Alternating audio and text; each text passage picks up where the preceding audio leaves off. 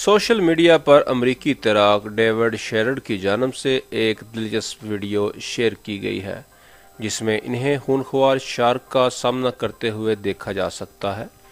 David शेरड की जानिब से सोशल मीडिया पर एक वीडियो शेयर की गई है जिसमें वो समंदर में तैराकी कर रहे हैं और इस दौरान उनका सामना खूनख्वार दो हेकल वाइट शार्क से हो जाता है। वीडियो में देखा जा सकता है कि कैमरे की नज़र में कभी कभार ही आने वाली वाइट शार्क आराम से तैराक के आसपास घूम रही है।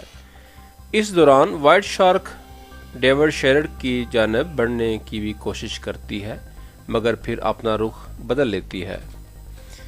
अमरीकी तैराक डेविड शेरड की जानिब से नायाब और खूनख्वार शार्क की वीडियो अपने इंस्टाग्राम पर शेयर की गई है जिसमें इन्होंने अपने इस तजर्बे को एक ख़तरनाक तजर्बा करार दिया है।